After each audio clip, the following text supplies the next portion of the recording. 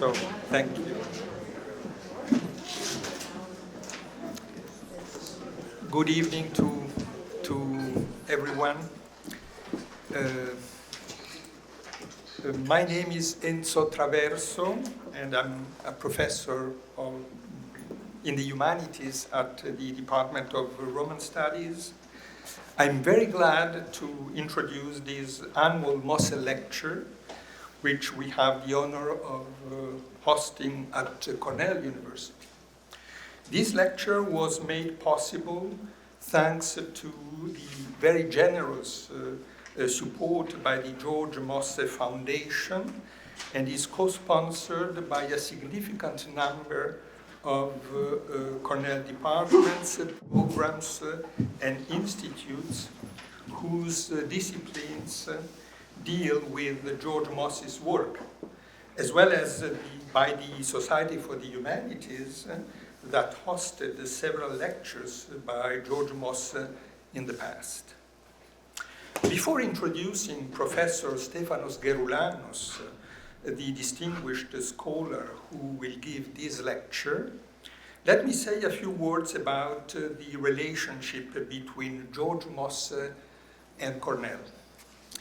George Mosse was one of the most influential historians in the second half of the 20th century. Just my recollections, I discovered his work in Italy when I was an undergraduate student, and I found his books in the bibliography of several of my history courses. But I didn't know how important, both profound and continuous, had been his connections with Cornell.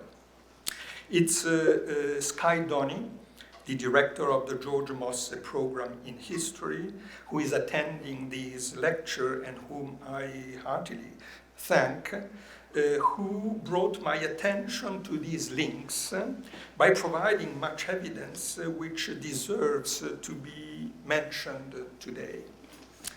George Mosse came very often to Cornell between 1980 and his death in 2000.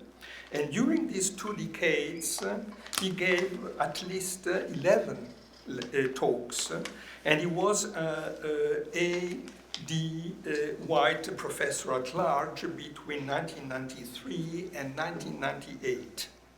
His links with Cornell, however, went beyond his research field. He had a strong relationship with Roger and Hans Strauch, 2 Cornell graduates who later became members of the Mosse Foundation and created the annual Strauch Early Career Fellow appointment at the Cornell College of Architecture, Art, and Planning. There is an anecdote about Mosse's stay at the A.D. White House. Among the objects decorating the guest apartment, there was a vase that was supposedly a gift from Kaiser Wilhelm II to Andrew White. And Mosse insisted that it be deposited in a museum. But the Johnson Museum was unable to corroborate this legend. I don't know whether this vase is still conserved at the house. Maybe Durba could answer this question. Needless to say, Mosse's most fruitful links at Cornell were with the Department of German Studies, where he enjoyed meeting professors B.D. Martin and David Bathrick, his former colleagues at Madison, and also the history department, of course, where he was very close to Vicky Caron and Isabel Hull, today both emerita professors who work respectively on Jewish and German history, 2 research fields privileged by Mosse. I remember a very interesting panel on Mosse Fellows, which Professor Hall introduced and conducted in Berlin a few years ago at an international conference entitled Mosse's Europe, New Perspectives in the History of German Judaism, Fascism, and Sexuality. In most cases, these lectures were given by Mosse at Cornell, where these lectures given by Mosse at Cornell were introduced by Dominique Lacapre, another internationally known Cornell emeritus. To my knowledge, Lacapre never criticized Mosse in his works, but they belonged to different historiographical currents. Lacapre's conception of intellectual history departs significantly from Mosse's cultural and anthropological approach to modern European history. And this testifies, I think, to their dialogue, their open-mindedness, and their mutual interest in developing a fruitful exchange, working from different perspectives. As the archives deposited at the Mosse Foundation reveal, the lectures he gave at Cornell were a kind of workshop for some of his most important and acclaimed books. In 1985, he gave a talk entitled The First World War and the Brutalization of German Politics, which later became a chapter of Fallen Soldiers, Reshaping the Memory of the World Wars, which was published in 1990. In 1989 and 1992, he gave lectures entitled The Creation of Modern Masculinity and Deviant Identities, Jews and Others, which were subsequently incorporated in The Image of Man, The Creation of Modern Masculinity, published in 1996. As you might notice, so there is an uncontestable continuity between these lectures and books and the talk that follows, entitled The Normal and the Perverse, 1968-1983. The shift is not only chronological, with the passage from the interwar years to the long 1970s, but also topical, since Stefanos Geroulanos is certainly more interested in psychoanalysis than Mosse was, just to mention an aspect of his lecture. Nonetheless, a kind of red thread connects Mosse's and Geroulanos' works, obviously located in two different historical and intellectual contexts. I don't know whether Stefanos would accept to be depicted as a Mosse's grandchildren, but the objects of some of his most original works, bodies, sexuality, medicine, material culture, the Great War as a traumatic experience, the idea of the new man, etc., became legitimate and relevant historical realms of investigation thanks to the groundwork led by Mosse 4 decades ago. Maybe the link between them is a self-confessed Mosse's children, Anson Rabinbach, who recently passed away, who had been a Mosse's disciple at Madison, and who became a mentor to Stefanos. So, by the way, Stefanos devoted to him a moving obituary, and with Dagmar Herzog edited his major texts on the history of Nazi Germany, entitled Staging the Third Reich. Stefanos Geroulanos is the director of the Remarque Institute, and a professor of European intellectual history at New York University. Editor of the Journal of the History of Ideas, he is the author of several major books dealing with a surprisingly large spectrum of themes. The anti-humanist tradition of French thought from the years between the two world wars to post-war structuralism is the privileged point of an atheism that is not humanist emerges in France, 2010, and transparency in post-war France, 2017. The traumatic impact of the Great War on German culture is the object of two other books written in collaboration with Todd Meyers.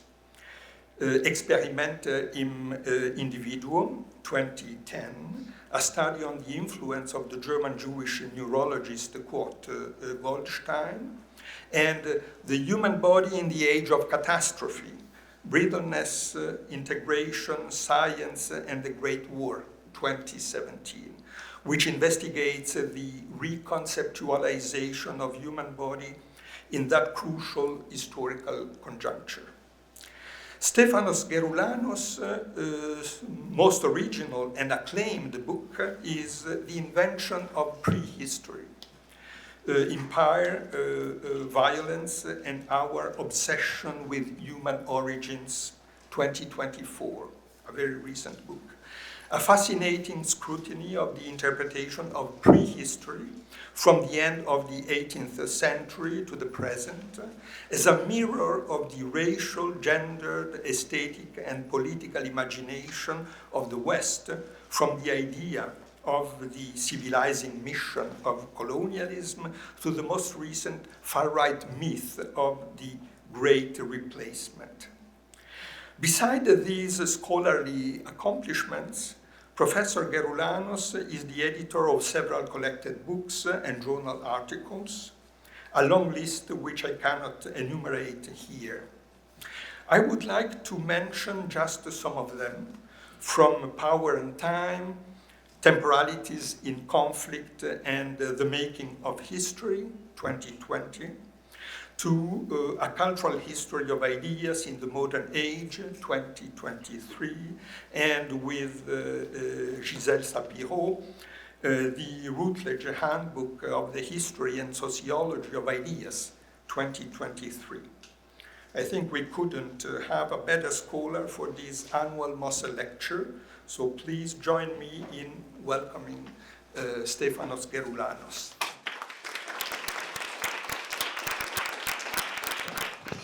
Thank you, Enzo. That was incredibly far beyond kind. This was by far the most generous introduction I've ever had. Embarrassing in equal measure. Thank you, Sky. And thank you, Enzo, also for inviting me. Thank you to the Mosse Foundation and Mosse program, and also to Alicia, Christy, and Dorothy, and Jeff for organizing these details. I'm sort of dreaming that the mixture of psychoanalysis and conceptual history that I'm going to try and talk about in what follows would have amused George Mosse and also one of my two Dottorvater, Anson Rabenbach, to whom this is, as a talk, for me dedicated. In a way, yes, I think I'm now a grandchild in this regard, something that I don't know how I would have thought about before. I'm going to warn you also that there is a somewhat technical part, which is basically the second quarter of this talk. As I was reading it this morning, I was getting very self-conscious, but I kept thinking that the more I cut of it, then the rest wouldn't really work. So I'm going to have some probably duller details on 1950s psychoanalysts and perversion in that part. The reason for it, I think, will become clear. Anyway, thank you all for being here and what seems to be ready to rain evening. So, in my favorite of his case studies, The Evil Hand, the Pakistan-born British psychoanalyst Masood Khan treated an Englishman with a severely injured right hand. The result of a childhood bicycle accident, this injury had a particular effect. it enabled this patient to do very delicate handiwork with that same hand. In Kahn's report, the patient, a skilled interior decorator and designer, slowly comes to terms with being analyzed over his melancholy and eventually divulges a fantasy which he has long enjoyed and endured. In that fantasy, a girl passes him by on a bicycle and he spanks her with his right hand, his palm and fingers open rather than contorted. Little by little, Kahn reaches the grand reveal, a furious scene of orgiastic sex between the middle-aged designer and a younger woman, which takes place on and by a static bicycle that the designer had crafted out of wood. This event had precipitated the patient's collapse and his visit to Kahn. The patient believed, to his horror, that the sadism he had exhibited in a scene to the woman's pleasure confirmed that he was evil. Kahn reflects on evil at some length, but instead he returns to the theory that he had already developed in Alienation and Perversions in 1979. Namely, that the problem with perversion is not the desire itself, but its realization, which leads to self-alienation. The transfer from fantasy into action empties out the self and alienates the patient from him or herself, usually himself, by the way. There's a lot of focus on men in this. It becomes a form of omnipotence, and quote, omnipotence is not mastery. In it, there is a tremendous denial of both inner and outer psychic reality and of recognition of the other as a person in his or her own right. Omnipotence, when it succeeds, can destroy the person's sense of his own identity and alienate him from himself. End quote. Now, distinguishing benign from malignant perversions, Kahn continues with the following, where each party matches actively, this is a quote, from his own explicit need and desire the same fantasy in the other, the results can reach criminal proportions with grievous bodily damage to both parties concerned. Mr. X, the patient, had unconsciously twigged this, hence his collapse into total dismay about preserving his own self and protecting the other, and his recourse to total dissociation and alienation from both inner and outer life, psychic and interpersonal, end quote. So now, put another way, the problem with perversion was not a matter of biology. It had virtually nothing to do with the resolution of pre-Oedipal tensions or the Oedipus complex itself. Here, rather, the physiological injury had generated a mania of precision and the fantasy of wholeness. The problem for Kahn had to do with a situationally specific interaction where the omnipotence fantasy had been actualized and had led to self-destruction. Kahn adds a curious twist. The evil hand of the title is not the damaged one, the hand that is precise, capable of detail, and central to the perverse spanking fantasy, but rather the normal hand, in inverted commas. Rather, it was the uncouth destructiveness of the undamaged normal hand, its power actualized in a visceral sexual scene that precipitated the collapse of a long-nurtured self-image. Now, this all is from 1981. I'm interested in Kahn for several reasons, but here, for the way that his argument on perversion reflects a series of 1970s and 1980s conundrums. There's nothing pathogenic about the perverse desire Kahn implies. The fulfillment of our perversions becomes pathological only when it undoes what tentative compromise our self had thus far achieved. And what I would like to discuss in what follows is the way that this attitude belongs in a rethinking of perversion and of the normal in psychoanalysis and beyond it, mostly in the 1970s. We'll start back in the 50s. Now, perversion and psychoanalysis, is there really any more 1970s theme or any more of a stereotype? I'm concentrating on it for two reasons. First, I'm interested in concepts that are fundamentally unstable and that change over time, or that switch at particular moments. You could object that this problem, that concepts are unstable, is pretty standard, and that it fits the history of psychoanalytic concepts in general. And I agree. Most systems of thought negotiate a matrix of key concepts that are elastic and that get expressed and combined differently over time. Given the entwinement of these concepts, to look at their matrix to a particular concept and through their concepts allied to that particular concept is a little bit like watching the whole matrix change, the whole system change. And that's what I'm interested in. My second reason in this conceptual duet, perversion and normality, is linked in part to Mosse's tracking of the image of man, man capital M, in his late work, and just as well linked to psychoanalysis and the question of why psychoanalysis was so quickly marginalized in the early 1980s. So let me begin properly with something that works as a dictionary definition of perversion, but doubles as a conceptual and political inflection point for this change. This is the entry for perversion in Laplanche and Pontalis' Vocabulaire de Psychanalyse, or the language of psychoanalysis, a rather tortured formulation which is noteworthy for its efforts at an equilibrium around normalcy. Now, the language of psychoanalysis was first published in 1967, the high point of the Lacan controversies in France.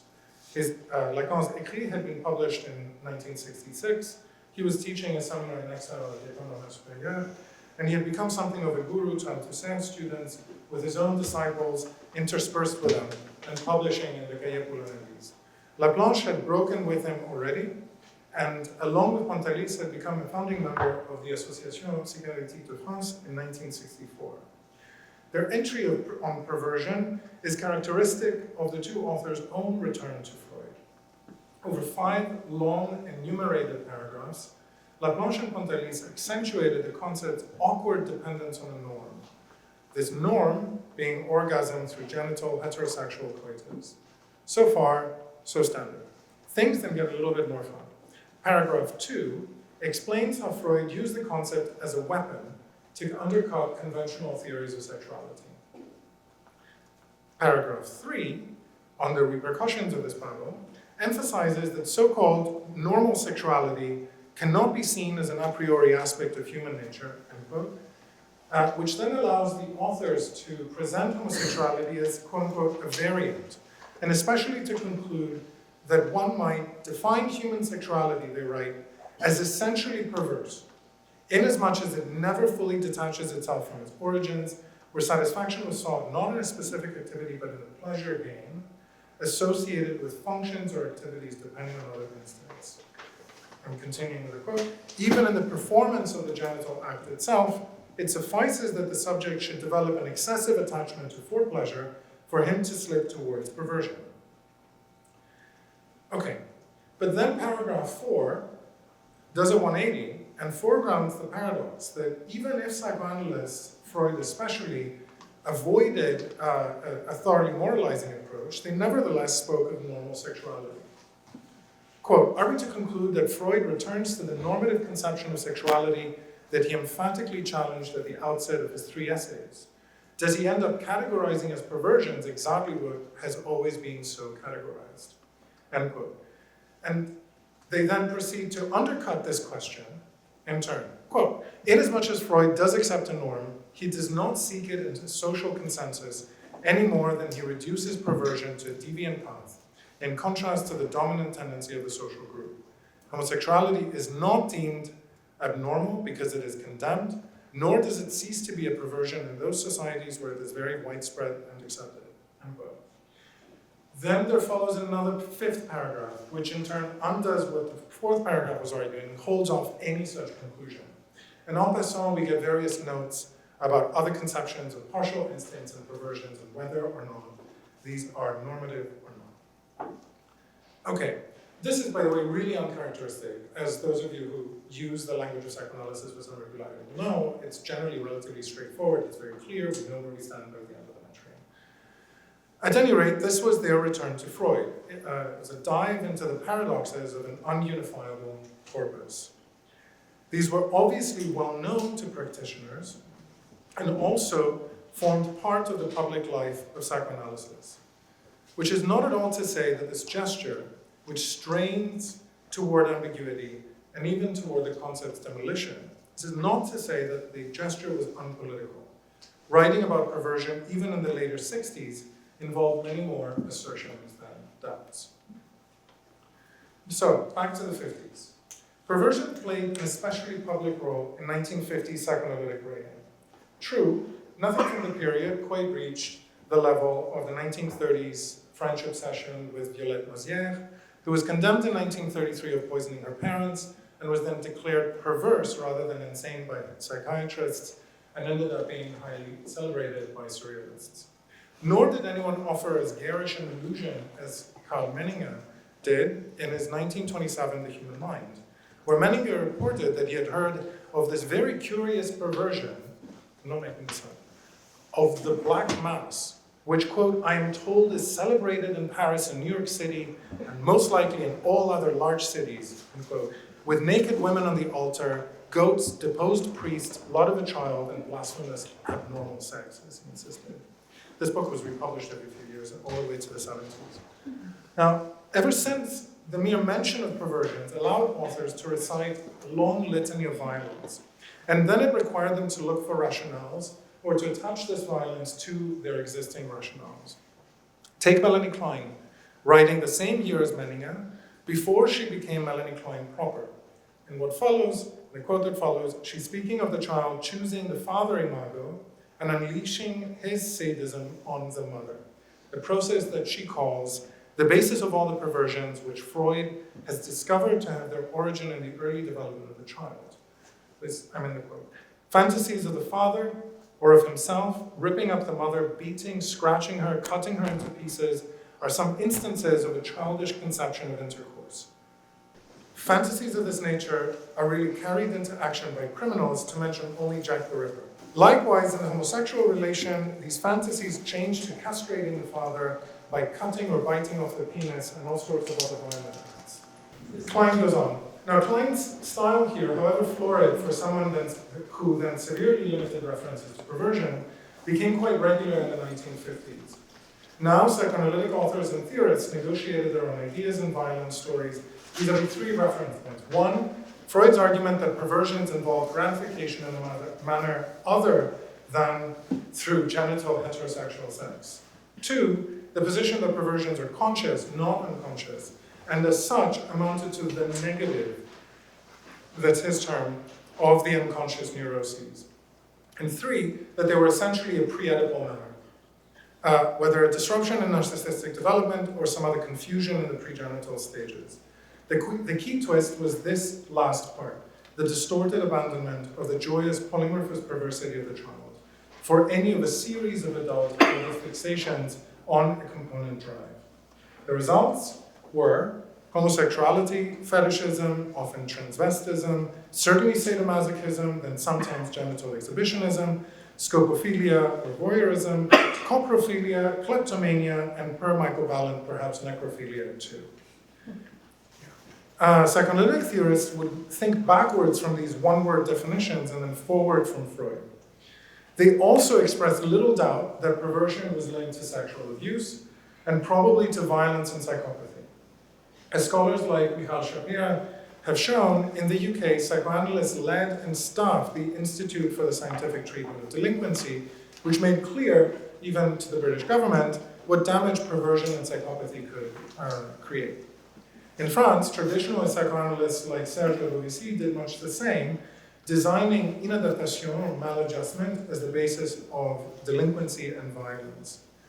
And then we have the more general element of conservatism on sexual manners, which has been brilliantly handled by Dagmar Herzog, particularly in the context of Cold War West Germany and also the US. I'm not going to talk about that here. In the French context, things were a little bit different, and I can say more about that in the Q&A. There's no need to go on now.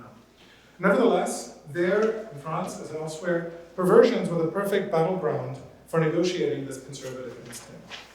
Thanks to a growing body of research on the pre-Oedipal stages, analysts now question the families, especially the mother's, capacity to lead children to health. And on a different level, they helped competition develop between divergent psychoanalytic schools, particularly in the public sphere where a broader sexually conservative attitude was prevalent. Now, I'm going to leave aside those who plainly refuse the main Freudian themes, like Leonard Boss, an existential psychoanalyst who in 1948 published The Meaning and Content of Sexual Perversions, celebrating super-terrestrial richness with love. The book really is like 200 pages of this. Varieties like his were quite vague and outside the mainstream. The British Freudian and soon-to-be president of the International Psychoanalytic Association, W.H. Gillespie, reminded Boss as much in a 1955 panel. To his face, quote, "What Boss seems to overlook is that there has been a steady growth of psychoanalytic theory since 1905, end quote. Gillespie instead regurgitated the Freudian apparatus, adding bits from others, notably Hans Sachs and also Fenniken. These are the standard references in all the texts. Quote, a sexual perversion consists in the acceptance and adoption by the ego of elements of infantile sexuality, other elements, in particular the Oedipal wishes, being warded off by repression, end quote. So this sort of fixation, the argument went, led to a libidinization of anxiety, guilt, and pain as defenses and components of each perversion. This was the standard on which other authors built. Phyllis Greenacre, a respected training analyst at the New York Psychoanalytic, saw perversions as resulting from traumas either between 8 and 16 months or in the early genital period. At fault was a, quote, mother-child disequilibrium, end quote, with a mother either causing the traumas or suffering them while the child clung to her. Quote, perversions help to patch over flaws in a developing reality sense, end quote. Greenacre belonged to the post-war generation of analysts for whom mothers were generally at fault, and she had serious criminological anxieties. The same injuries in early life could lead to psychopathic characters and criminals, she wrote, before going on to identify, quote, the nucleus of the most severe criminal perversions expressed in violence. Hold on, there's something wrong in the quote. The nucleus of the most severe criminal perversions expressed in violence, which is that true and full genital pleasure rarely develops, end quote. Perversions appear together, she argued, not individually. They were usually linked to castration anxiety, to proximity and identification with a woman, a mother or sister, and to one's resulting deformed body image. Curiously, they all, and this becomes a thing in the late 60s, involved a distortion of Winnicott's transitional objects. All perversions then involved an enormous stimulation of aggression, wrote Greenacre and others quoted her, because the perversion, especially the fetish, the keystone of a wavering genitality, the fetish seals the body image and externalizes the coveted phallus. Now, for all their minor differences, thinkers like Greenacre, Gillespie, and also Robert Bach, who wrote endlessly about perversion and fetishism, re-established a moralizing consensus that perversions involve, one, abnormalities of very early development, with a child shutting off the ego from emotions, and two, a sense that perversions will not be healed. At most, traumas will be identified, the irreducible castration anxiety would become understood, the interweaving of the perversions would be articulated. While homosexuality and sadomasochism were treated as the leading social problems, the one that was especially difficult, the one that created the most punitive approaches and the most creative writing, was fetishism. Bach and Greenacre, both of them wrote extensively on it, became insistent by 1968 that the key element in fetishism is a woman's possession of the phallus via the fetishistic object. This, Bach noted, was at the fount of all perversions, because a boy refused to accept the castration threat as a stage to undergo. Greenacre concurred, aggression against the female phallus meant the abandonment of genitality and living pleasure, and led to crime as the result and form of perversion. Meanwhile, Michael Ballant, on his way to fame as an object relations thinker, took swipes at everyone else, this is like standard among them, and instead articulated a position where heterosexual sex and orgasm involved a fundamental regression. This regression was to Ferenczi's thalassaurisy, a return to oneness with the world and the mother's body. As opposed to a willingness to abandon oneself to a highly regressive pleasure, Ballant argued, which is what normal, quote-unquote, normal people showed, perverts refused this abandonment. The result was that they were aroused by their activity but got no gratification from it. Ballant then mobilized strongly pejorative descriptions. Quote, we find in practically all perverts a weakening of the ego, a lack of integration, a faulty mastery over anxieties, especially over castration anxiety, a faulty sense of reality, etc., end quote. And then he goes on to this. Quote, homosexuals have to assert that their way of life and sexual pleasure is more beautiful, more gratifying, more everything than that of normal people. The reason is near at hand. They have to use overemphasis in order to deny what they all know, that without normal intercourse, there is no real contentment, end quote. It's kind of shocking when you actually like get to a passage like this and you're like, I thought that this was a sort of like a fantasy, that this was like the stuff that people reject afterward, and it's like there, and again, and again. Now this condescension was spangled with easily understood innuendo and celebration of the normal. Sexual sadists are weaklings, wrote Franz Alexander in the same volume. Just as voyeurs lack curiosity, and pedophiliacs showed excessive inferiority feelings toward women, end quote. Well, there was no quote there. In retrospect, and now I'm getting myself ahead of myself a bit, the most remarkable argument in these accounts was the harsh distinction between normal and perverse, meaning the absoluteness of the early trauma, the pervert's intimacy with criminality, the faults of the mother, the failure of the pervert to do as normal people do or to get pleasure at all. The norm, or the normal, was attached to a genital heteronormative sexuality, and this would stay. Now, in The Image of Man, George Mosse writes that during the 1950s, quote, the normative ideal of manly beauty had captured the imagination of homosexuals, and not only that of society at large.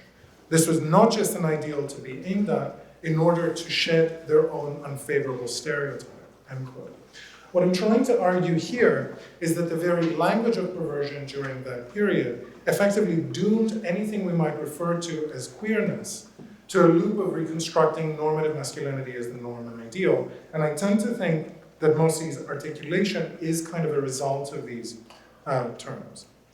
This was, the psychoanalysts insisted, a real social problem. Perversion was not neurosis, not just because neurosis is unconscious, but because perversion, they insisted, had broad social impact. Nor was perversion psychosis. It was a strange space between the two categories, where it was absolute and plainly incurable. For Zandor Loran, who edited the Balint and Alexander essays that I just referred to a minute ago, perversion was absolute, though it was treatable. Here's how he closes the book, and it's the only hope that he sees. Quote, perversion is an expression of the whole personality structure. Their fantasy life has to be explored and exposed. This will help them to recognize and accept the fact that their way of seeking gratification is a defense and a flight from their deepest desire, heterosexuality. Now, the convenient normativity of the English language theorists I mentioned is noteworthy today because alternative approaches were available. That Freud had refused to treat perversion as abnormality, that he had emphasized polymorphous perversity as essential to the child. This had been known since the early 1920s, and publicly, certainly thanks to the surrealists. In 1947, Georges Canguilhem noted in a lecture at the Collège Philosophique in Paris that his own efforts to undercut the distinction of the normal from the pathological were inspired by the German Jewish neuropsychiatrist Kurt Goldstein and the psychoanalyst Daniel Lagache. He went on to write, it is a fact that psychiatrists have much better reflected on the problem of the normal than physicians have. And then he cited Lacan, the very young Lacan, Daniel Lagache, and Eugène Minkowski. To recall, here is Canguilhem himself in 1943, withdrawing both as a physician and as a philosopher from the abusiveness of the normal. Quote, there is no fact which is normal or pathological in itself. An anomaly or a mutation is not in itself pathological. These two express simply other possible norms of life. If these norms are inferior to specific earlier norms in terms of stability, fecundity, variability of life, they'll be called pathological.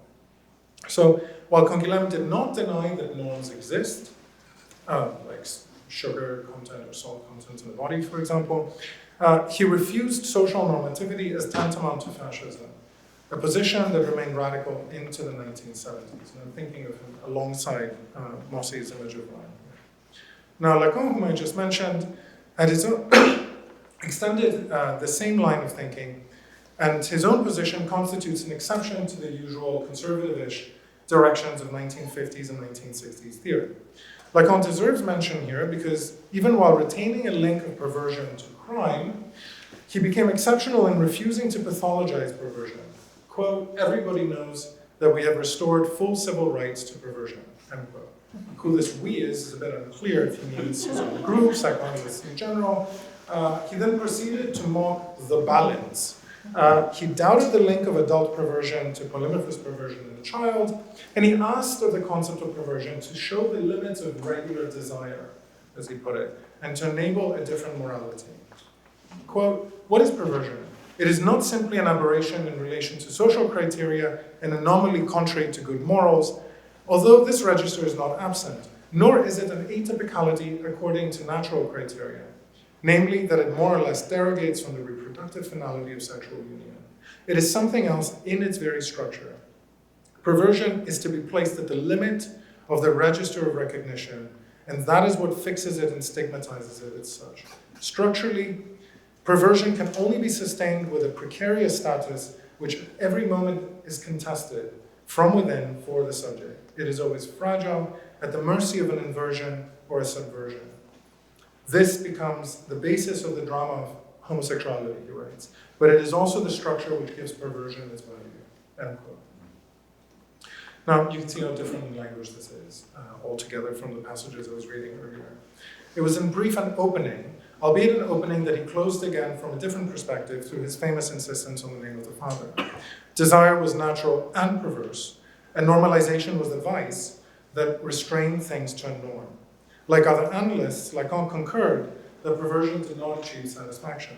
But this was because of the uncertainty and instability of recognition, this drama, as he called it, not because some failure led to crime and violence.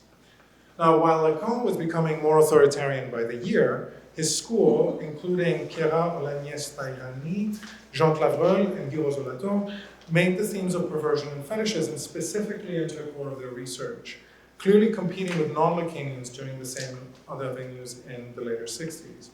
Now, if this was Lacan's return to Freud in a way, his attempt to get rid of these layers of normativity and moral and pejorative attitudes, we can't help but get a different sense of what Laplanche and Pontalis were targeting in the 1967 definition that I quoted earlier. If there was to be a return to Freud and a reconceptualization, all of this language about desire being naturally perverse would also have to be contained. The political gesture of Laplanche and Pontalis' insistence on structural ambiguity cut both ways. Perhaps this is why they needed the repeated inversions of paragraphs 3, 4, and 5 to hold tight to Freud's language, to disbar both the conservative enthusiasm and the Lacanian excitement around norms being thrown off. Now, while Anglo-American psychoanalysts marked perversion as a key social problem, and Laplanche and Pontalis negotiated the terms of ambiguity, Herbert Marcuse found in the term the frame for liberation. Particularly among the 68 generation, Marcuse became famously identified with the twin concepts of repressive sublimation and of polymorphous perversity. In the latter, which spread from his Eros and Civilization of 1955 through Norman O. Brown's, let's say, para-Freudian book, Life Against Death in 1959, and all the way to Woody Allen's Annie Hall of 1977, Marcuse slipped comfortably between speaking of a child's early life and the social imposition of repression in adulthood that leads to the crystallization of perversion. Quote, originally, the sex instinct has no extraneous temporal and spatial limitations on its subject and object. Sexuality is by nature polymorphous perverse. The societal organization of the sex instinct taboos as perversions practically all its manifestations which do not serve or prepare for the procreative function. Without the most severe restrictions, they would counteract the sublimation on which the growth of culture depends. I was hoping that in this quote was audible that the beginning is about a child, but it then kind of flips into the cultural level, like without any real pause. Polymorphous perversion did not go extinct after the Oedipus complex. In fact, perversion, he argued, is all that resists repressive society. Quote, against a society which employs sexuality as a means for a useful end, the perversions uphold sexuality as an end in itself.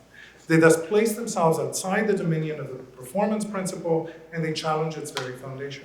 They establish libidinal relationships which society must ostracize because they threaten to reverse the process of civilization, which turn the organism into an instrument of work.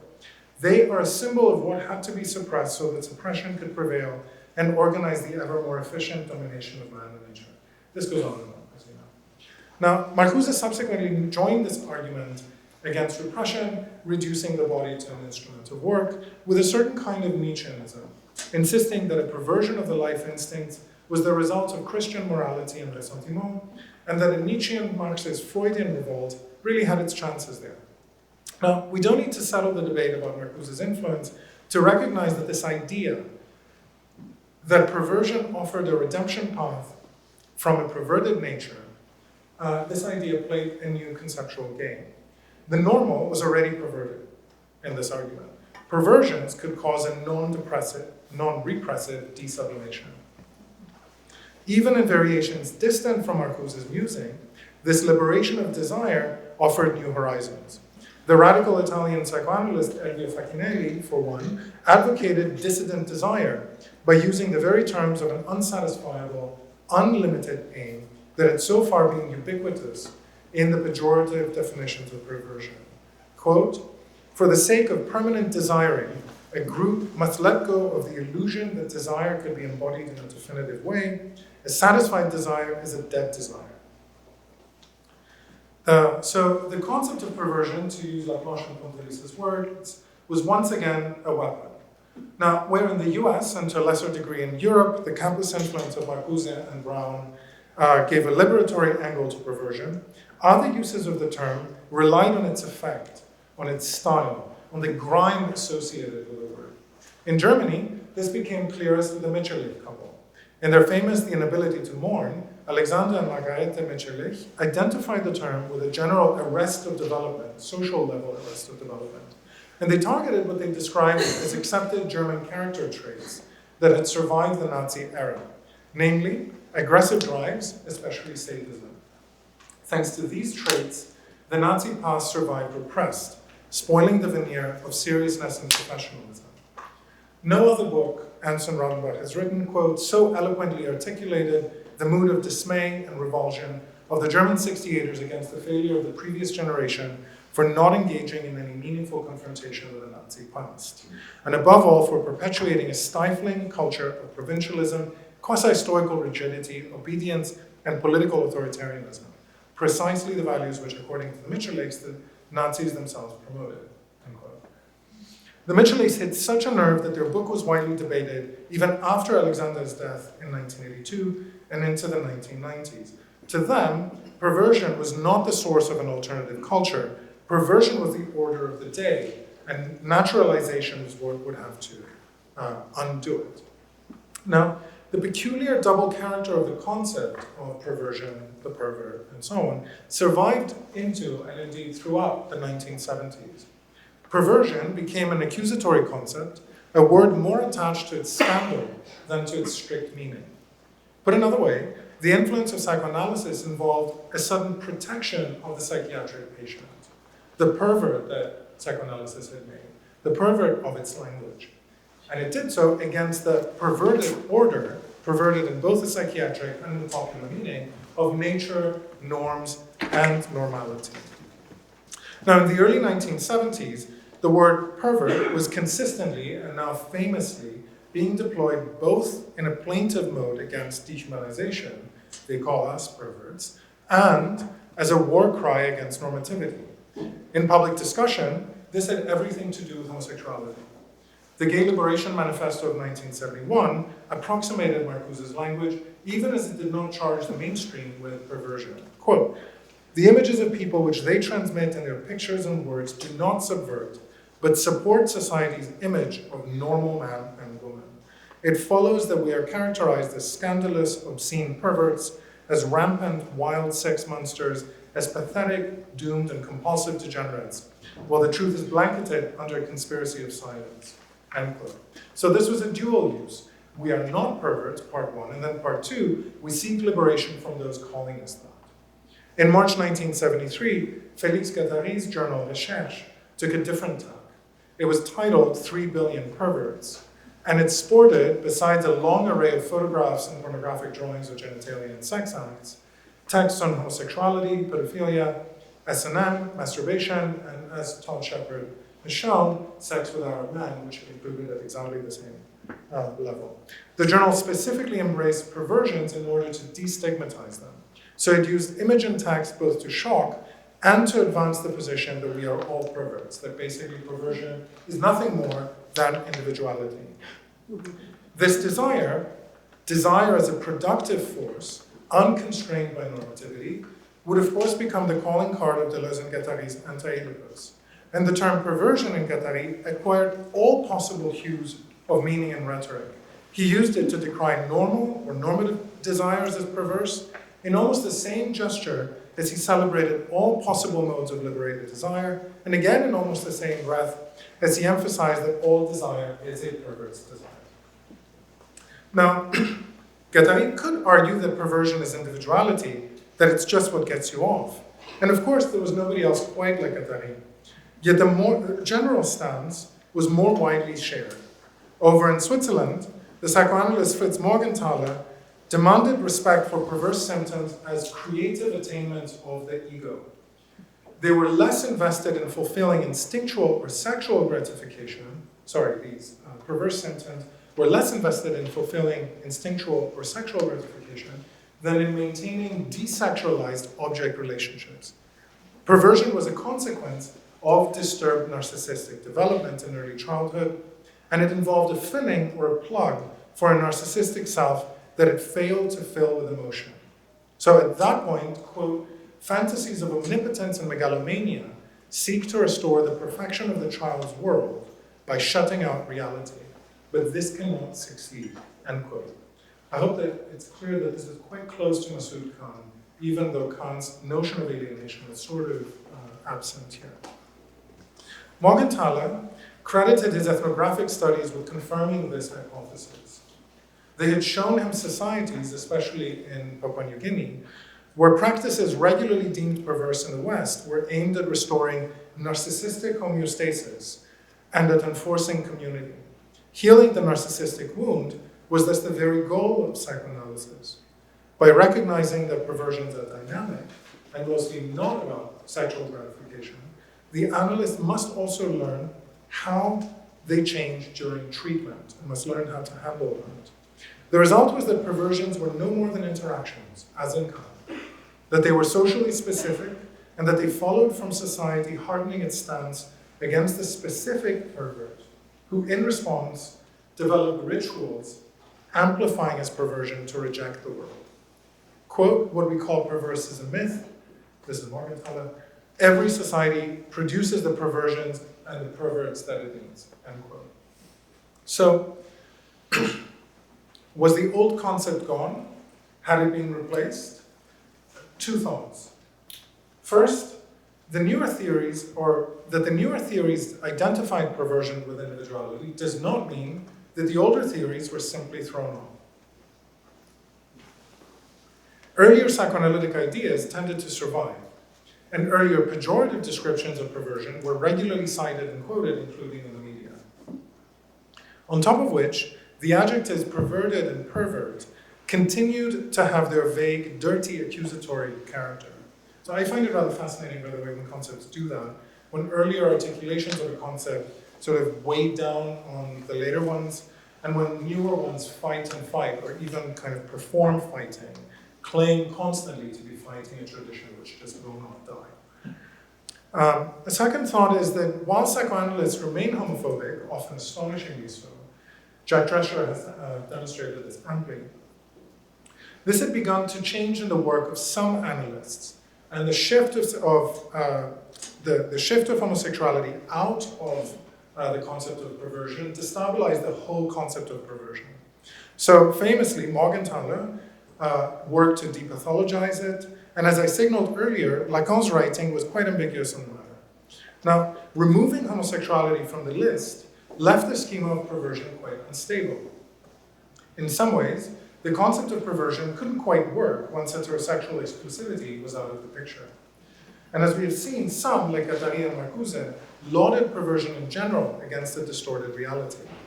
Others, like Morgenthaler and Khan, solved the conundrum of what to do about distinguishing between perversions by inventing a gradation, a spectrum of intensity, pathology, and danger. So for Khan and Morgenthaler, homosexuality and bisexuality were average and boring, not a priori abnormal or dangerous. Other perversions remained abnormal and dangerous for the patient, in Kant's sense, because of this self-alienation. At any rate, the concept was at once overflowing with competing meanings and fundamentally unstable. Now, I want to stress that this new meaning of perversion was not only a matter for the more radical analysts. it became basically a consensus. Curious that now is when my voice is dying out. In 1975, the UCLA-based psychiatrist Robert Stoller complained, though he was convinced that perversion exists, that the term was becoming passé, that, quote, the great research published in the last decade or two has taught us that aberrant sexual behavior is found in other species, is ubiquitous in man, and is the product of brain and hormonal factors that can function independently of anything we might call the psyche. And finally, that researchers regret society's moral stance that sexual aberration is unnatural or sinful, and the repressive social action that follows. Stoller continued, the connotations of the word are unpleasant and have a flavor of morality and therefore free will that is antiquated, end quote. So Stoller refused to give up on the concept, and he insisted that it was at its found the erotic form of hatred. That's his key idea.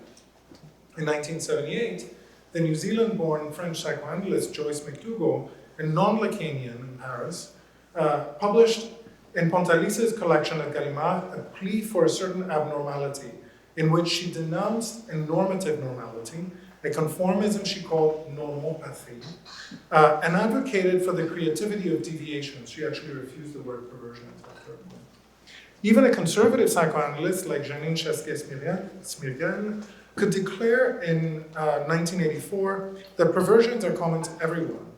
Chasseguet-Smirgel, a psychoanalyst famous for her opposition to Freud, Reich, and Lacan, declared perversions especially prevalent, quote, at those times in the history of mankind which precede or accompany major social and political upheavals, the fall of the Roman Empire and the advent of Nazism, end quote.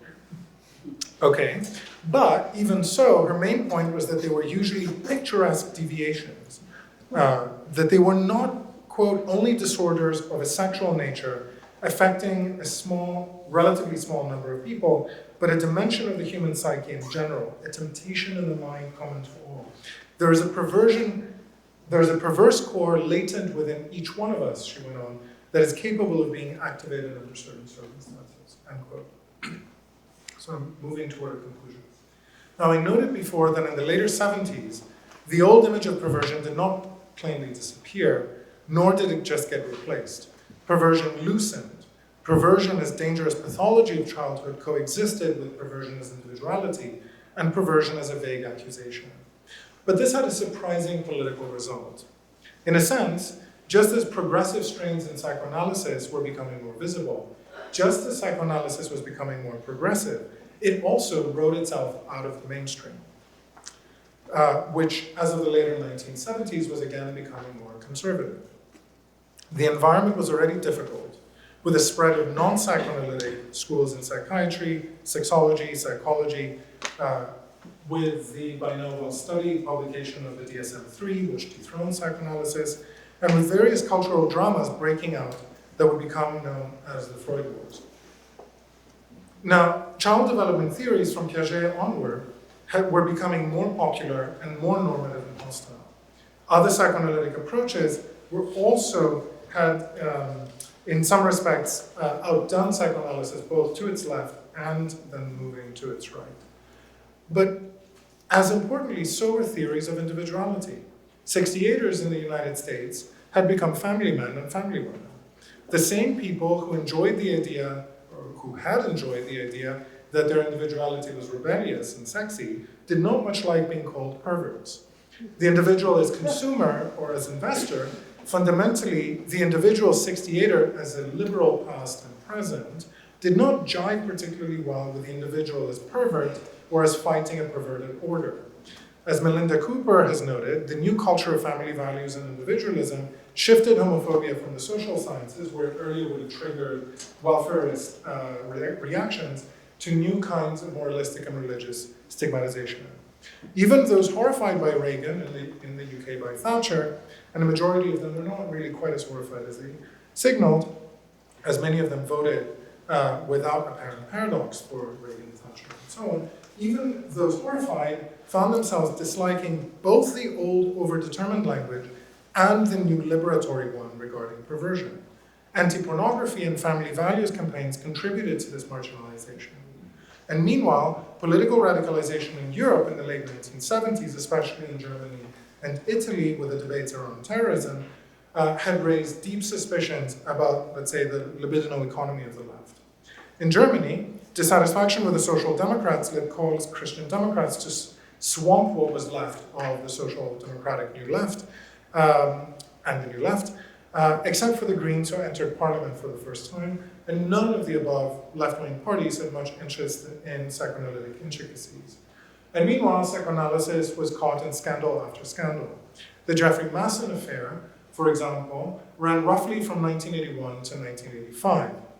Forgotten now, but important then, were Masson's accusations reported time and again in the New York Times that Freud had protected Wilhelm Fliess because both their fathers were perverse, that the dismayed Ferenczi believed that Freud disapproved loudly of his patients as psychotics and perverts, and together, all of this together with the accusation that in abandoning the seduction theory, Freud had buried child sexual abuse, the associations basically stuck. Perhaps the real pervert was the psychoanalyst who couldn't stop thinking about it. Feminists from Greer to Millett had pursued charges that came quite close to this position, and so this was a pretty loud chorus, getting louder by the minute from the inside and the outside. But think also of authors like Christopher Lasch, who in his The Culture of Narcissism in 1979, popularized hostility to an entire thread of 1970s American culture. So in this new normative environment, the progressive moment in psychoanalysis effectively marginalized it. I have one last thing that I've been hinting at about the concept of perversion. Throughout this period, both in and beyond psychoanalysis, perversion was tied to queerness, especially to homosexuality, their fates often seeming very closely entwined. Yet this proved not to be the case. Thanks to political arguments like Marcuse's, perversion was the first to loosen as a term and psychiatric category, while homosexuality continued to be pathologized into the 70s and 80s. I'll make this more precise after. Later, particularly once homosexuality broke free of the tar of perversion then hardened. Where homosexuality in Euro-American societies managed to become, to a considerable extent, normalized, perversion was once again deemed a threat, and still to this day carries something dirty to it. In a sense, with the liberation of queerness, perversion hardened such that on the far right, for the last decade, and really not just the far right, trans and other queer people have been fiercely and regularly placed under the rubric of perversion, with all the consequences that we already know. I think I'm going to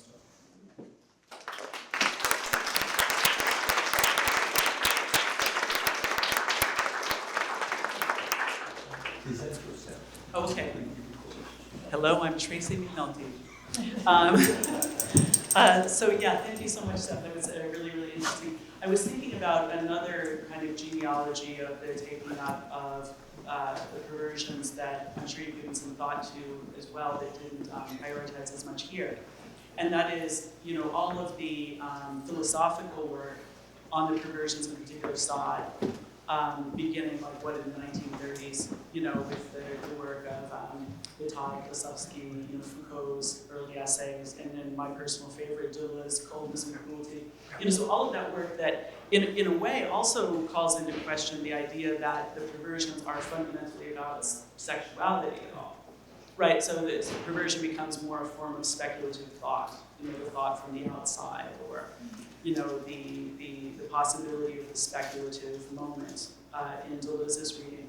And maybe this is more of an American thing, but I think about how a lot of the translations of works by Assad, Ithaca, Chasseguet, they were butchered by all of the same translators when they were translated into English, and made works of erotica, basically. So like the classic example would be, taking out the Français en bon chapter of the philosophy in the bedroom, such that it becomes a kind of a porn fest, So I mean, what about that? That's clearly in the mix here in terms of these changing conceptions of the perversions, but it kind of takes it out of the category of, something that's an object of treatment, but also of something that is associated with social stigma, perhaps. That's right. Yeah. So I almost entirely agree with this assessment. Without any real disagreement. I think that the tricky bit about it, so the way to do this, let's say, in relation to the paper that I just gave would be to prioritize the surrealists and to mark that, one, surrealism, two, particular publishing ventures like of the Grove Press style generated a possible public presence within, which then translated. The reason I didn't do it here is that I wanted to be able to, let's say, close at one level and have a bigger sense of a public behind it. And I felt like this would create a complication. The second side of that is that, in a way, you can tell roughly the same story, I think, from, let's say, Breton's rigid opposition to perversion and his adoration of a certain love, through to the 30s, 40s, 50s scenario. That argument would undercut my insistence on the conservatism of the 50s. I think that's not unfair. But I do think that would be much more limited in terms, let's say, of an audience compared to the psychoanalytic audience. Precisely because so many semi-psychiatric associations had, well, not governmental power, but had access to government, particularly with criminological concerns. In some respects, that's really what made psychoanalysis so big, that it was not possible to do without. But it was possible to do without Sartre, let's say, precisely because he would appear, let's say, a threat, whereas psychoanalysis would appear like, okay, now we organize the world. I think that's the extent to which I would say, but otherwise I'm completely in agreement. We could do the same line, and there would probably be many others to include in the scenario that are not. Not just like the cool theorists that we like, but other figures to come as well. Enzo. Thank you, I appreciate it. I'm pretty loud, so we probably don't need this, but this is a thought. It's maybe not fully formed, but it really came to me while you were talking about Freud, and of course we know Freud's concept of everything stemming from childhood, which as I'm listening to it sounds a little bit more like like the first early understanding of attachment theory rather than actually where sexuality comes from, and this idea of sexual perversion as deviance coming from the state, right, in the overall society, right? Because different societies and different groups will have different ideas of what is perversion and deviance, right? But listening to the examples tonight and thinking specifically about sexual perversion, and then specifically the story you told about the man's fantasy about spanking the woman on a bicycle, and then listening to that right after we were talking about Freud and his ideas of child development, it almost sounds, in a sense, that sexual perversion almost has more to do potentially with connection, in that humans are social animals. Our most basic instinct is that we want connection. And there have been some really interesting recent theories on homosexuality and how homosexuality is actually pro-social behavior, because sexuality helps us make warm connections with people, right? And so this idea then of sexual deviance sounds almost like we have this repression coming from a controlling entity, society, the state, right? And we know that it's very common that controlled groups try to control sexuality. We often see that as the lifting up of heterosexuality as the norm, but in cults, there's very often this demand for open and free sexuality, where if you just want to have a non-polyamorous relationship, that's deviant within that sense. So it almost sounds, and so this is my question. Thank you. I'm kind of getting there in a circuitous route. Is that we have this very strong desire for connection. We know that attachment theory shows us that problems in early childhood, which are really common in a lot of industrialized and patriarchal countries, interfere with that like warm affection and equality between parents and the social structure. That the sexual deviance, what we call perversion, is almost this attempt to get back that sense of attachment and connection in ways that are acceptable by society. So society is, potentially teaching us that this warm affection and open, unashamed sexuality is considered deviant. However, most states in some ways are violent to the individual, violent to the person. So here we see this man having a fantasy of spanking a woman on a bicycle, and actually the violence is potentially more acceptable to the society than the honest connection that he wants to have, right? And so that open vulnerability is less acceptable to the state. Can you, I'm curious about what your thoughts are on that. So you've said a lot, and it's difficult for me to track too much, let's say. I don't want to make any statement, I don't want to be misinterpreted as making a statement as to what is or is not perverse or a perversion. As far as I'm concerned, every theory is going to have a qualification as to what they would like to do. And the idea here is not to make the concept, not to fill the concept with meaning, but to give a sense of how the concept is being filled with meaning. There are multiple different approaches that sound close to the description of attachment theory that you've given. I think that in some respect, Valent gives something like that, and of the others whom I discussed, Morgenthaler is similarly anxious to see an argument around perversion be played out, how to put this, an argument around perversion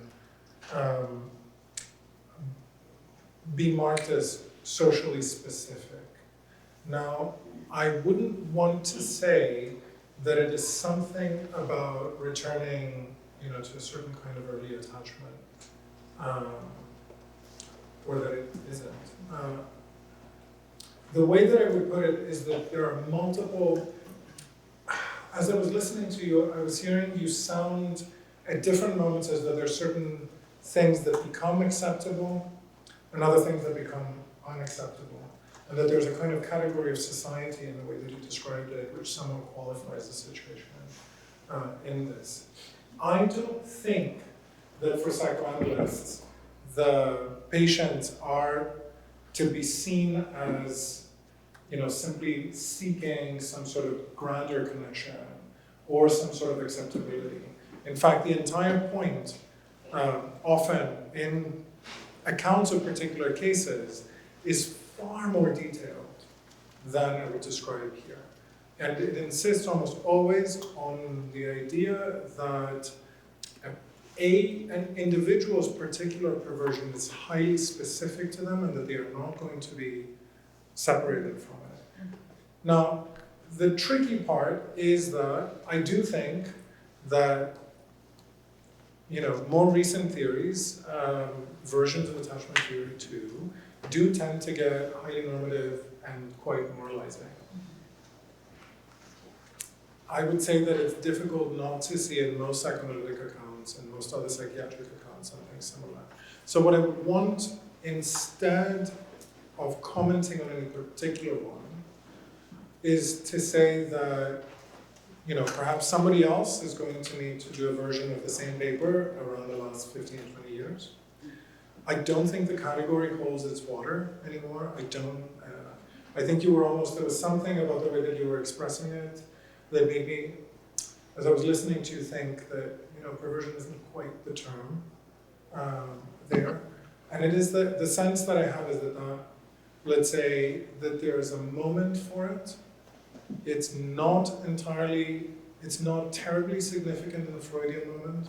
It's not terribly significant in the 20s and 30s. It's marked by Freud in the 3 essays, but that's kind of what it is.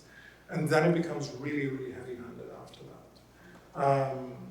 So that shorter period, I think, is the part that I can say that there's something that's outlandishly significant, and then that largely gets marginalized. Later in a version, of course, there will be multiple socially normative accounts that are going to do this, but this doesn't necessarily mean that we would be able to track them on their own, or necessarily on the basis of the same conceptual web as I was trying to give before. Thanks, Steph. I wanted to ask you kind of a comparative question about the French and German lives and afterlives of this concept. So in someone like Dagmar Herzog's work, she's made kind of a whole career out of showing that these questions of sexuality and deviant sexuality were sort of indirect or oblique ways of mediating the Nazi past and pathologizing Nazis. The whole, the question of Ernst Röhm and Nazi homosexuality, Hitler had one testicle, et cetera, all these kind of obsessions really in post-war German culture to pathologize, to locate, right, the site of like Nazi evil in some kind of psychological or sexual deviance. And you even see this in the Frankfurt School tradition, of course, that like even in the late 40s and 50s, Adorno was writing homosexuality as totalitarian and kind of still perpetuating these ideas probably until the 60s. So I'm wondering how much of a role that you sort of alluded to it a few times in the French case, but how big of a role is the fascism question in the background here, even if it's not in the foreground?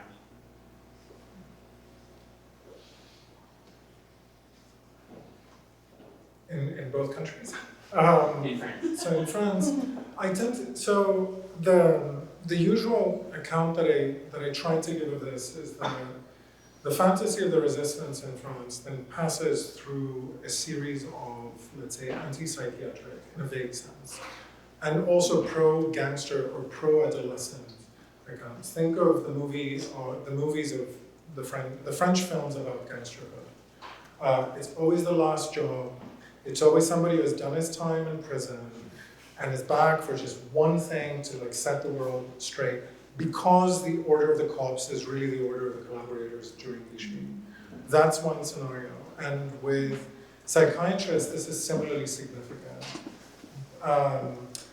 So there's a whole argument that is developed around gangs, which are seen as a social ill and a great problem, partly because this is a question about Nice, and then it's a question about uncontrolled adolescence, let's say, as fathers are not quite as powerful, and so on and so forth. That scenario is played out by psychiatrists who have a lot to do with the state, and that would include people like Lepovici, whom Lacan hated, or who hated Lacan, I don't know anymore.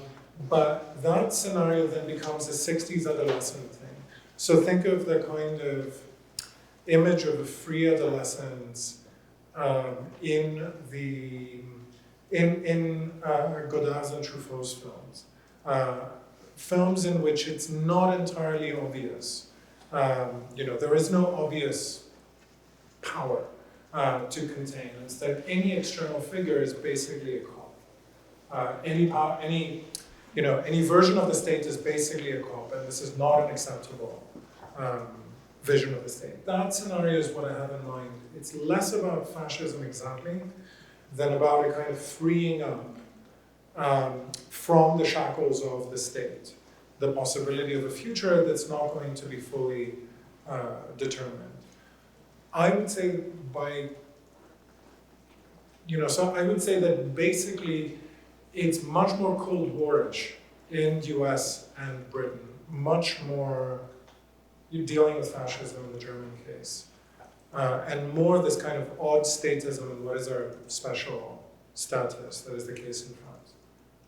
I don't know that that's exactly a kind of like clear-cut distinction, but that would be my main account. And the figures you're interested in are rebelling against the psychiatric establishment, which is associated with Vichy. Yeah, I think, yes, very much so. So part of this, like Camille Cisa's book, but also these figures, like the figure of the adolescence as inadapté, as maladjusted, as a threat to the social order, is a very, very big argument in 60s psychiatry.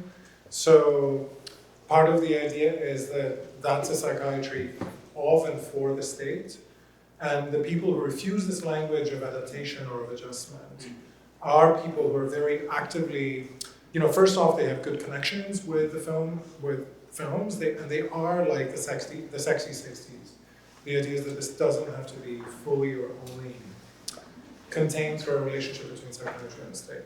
So you could say that that also speaks to the difference of the 60s, let's say of the student movements in France versus Germany, and of the particular targets. It's why I wanted to insist that in the German case, it's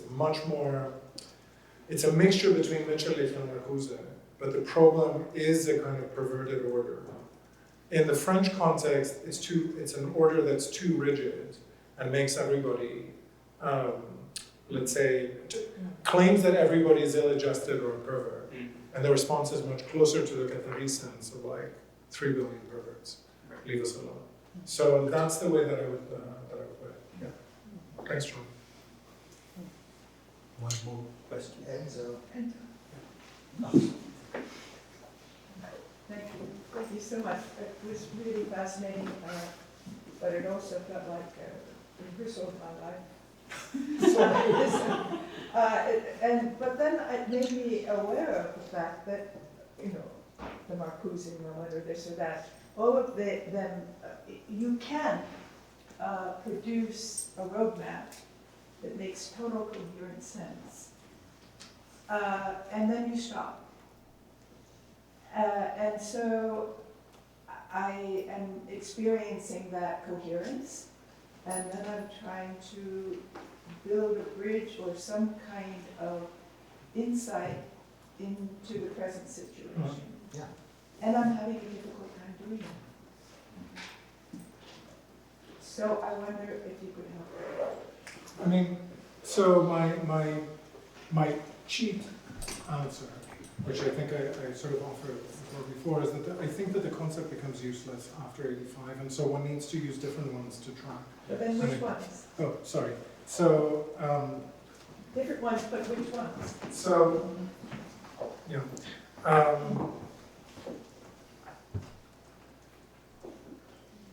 So I would probably say that I don't have a single, let's say, international concept that would cover things from there. And my comfort, let's say, was mostly that there is a point after which perversion just sort of ceases to mean, let's say it means everything, but there is a clear sense of a kind of this liberatory bit and the weight of the past. I don't think that it has very much to do after 1990, for example. So what would be, you know, let's say at once the psychic and political concepts that one would stick with from their own? I would probably say that particularly key would be the, so one parallel, but a little bit later, would be the destruction of the concept of hysteria, which had been so essential and which now is sort of, let's say, returns in a sense of a kind of psychodynamic,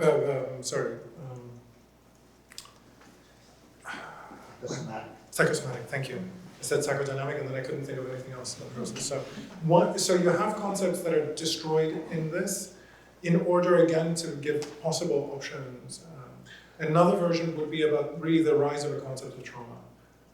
I think that there is very much of a concept of trauma from the 80s onward, which is much more essential.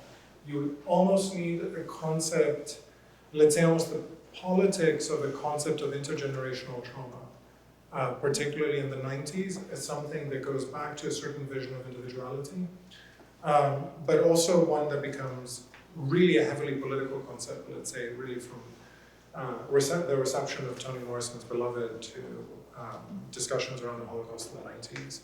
That would be one example. I am not entirely sure how to complete the thought with this. But I think that there is something about the, let's say, the vision of the individual that begins, that the key part would be to track a vision of the individual that begins, roughly in the late 70s and becomes key with neoliberalism. But also then to say what would be the images of it. Is it a kind of hardened individual except at the biological level? Whereupon we have to deal with sort of non-behaviorist psychology as the basis of a partly biological but partly psychological attunement to society. Is it other scenarios thanks to which people? I don't have a particularly good answer, as you can see. But my sense is that perversion is no longer the concept that would really do it. And that there are particular expressions more in psychology, probably than in psychoanalysis, that can give a kind of continuity to the period after that. Like I really do mean it that there's something about psychoanalysis that conceptually breaks by the early 1980s. This is no diss to psychoanalytic theorists from then. It's much closer to a sense that there is a recognition that a kind of theoretical framework that had become ever more tense and tense and tense in order to be retained has been shifted in multiple countries into something else. So what do we take instead? I would have given something like the answer that I suggested, that there's something about trauma, there's something about individuality, there's something about the foundations of psychology that come in, and the economistic element in psychology as well, all the way to behavioral economics. But other people are doing this work. Leif Weatherby, my colleague, Daniel Carr, Ruth Lees has done some of that in the new book, The Anatomy of a Train Wreck, around priming. So there are other concepts to do that with. It's just not something that I felt sure. Yeah. Thank you so much, Steph, for the very provocative talk. And I'm going to apologize in advance for asking you also to speculate a little. I was taken by two claims you made. One about the kind of the fact that the oh my gosh, I'm losing my train of thought. The move towards sort of the destruction of the concept of perversion by 85, or the uselessness at that point, will have you linked it to kind of homosexuality being taken out of the perversion story, and as one part of the equation, and the other one being the marginalization of psychoanalysis outside of the mainstream, right?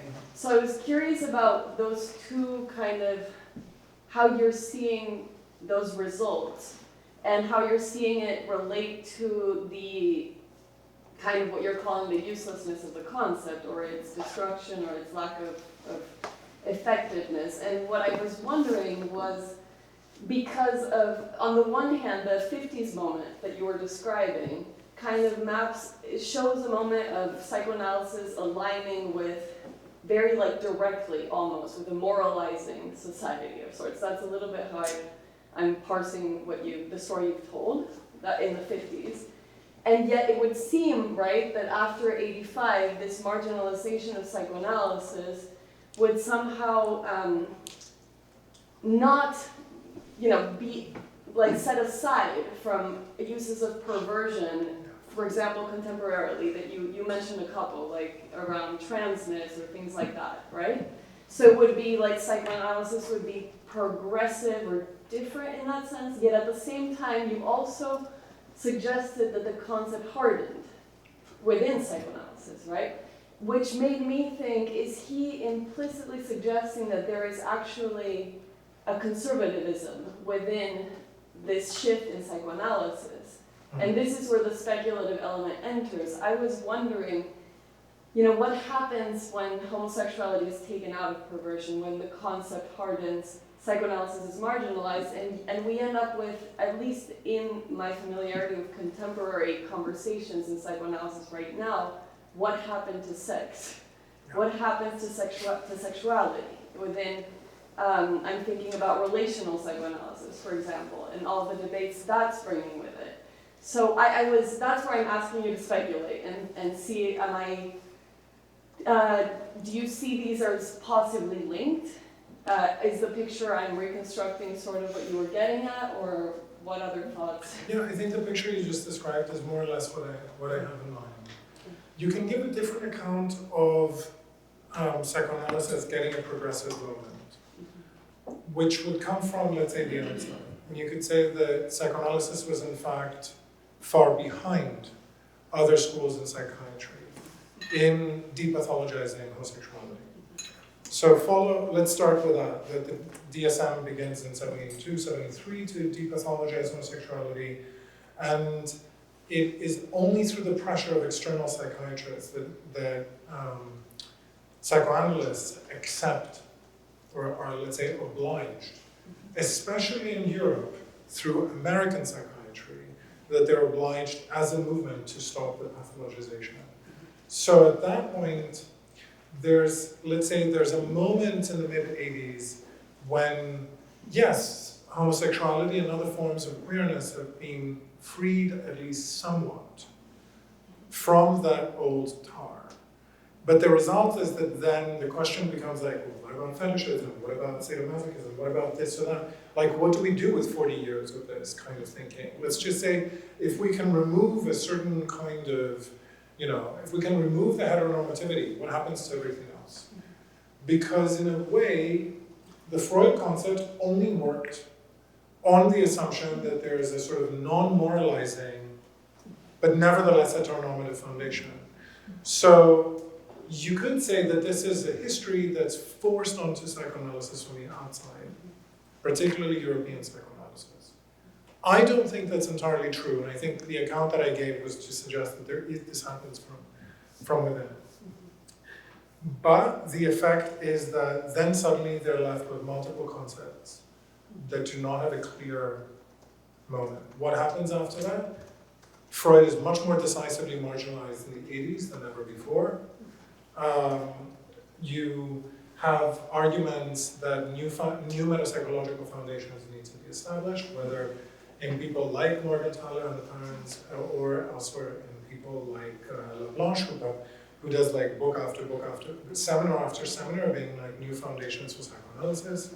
You would say that there would be Winnicott is a sort of the grand winner in the UK. So there is a whole like marginalization of theory that follows from there. Now, what happens to sex? Ouch. That's a harder question to address in this.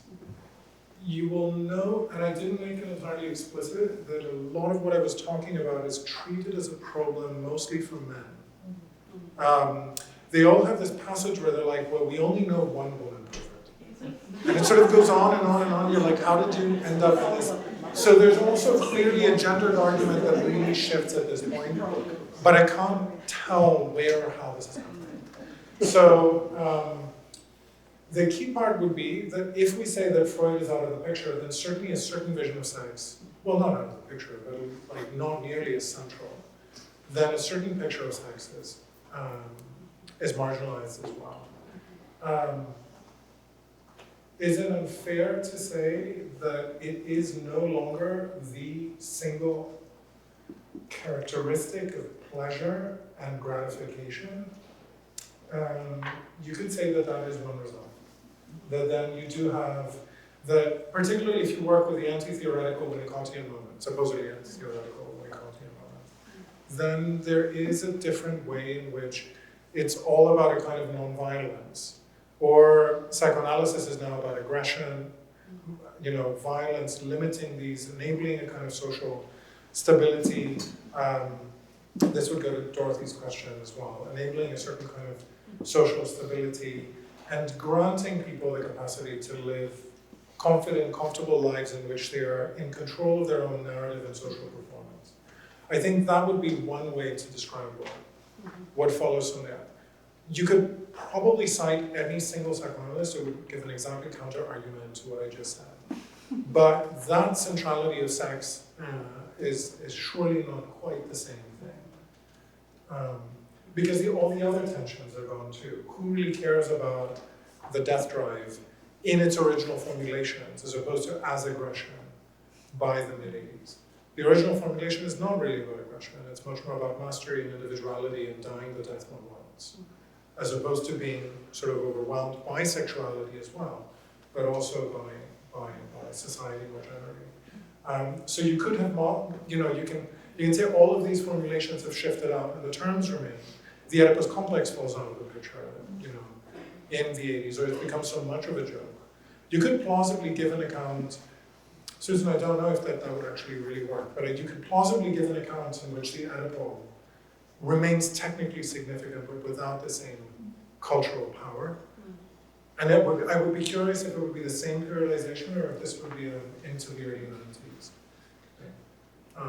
So that's what I would basically say, that there are key differences, and yes, it is no longer quite in the same way about sex as it was. But sex isn't what it was either, so. I can finish with that, it's much better than that. So thank you.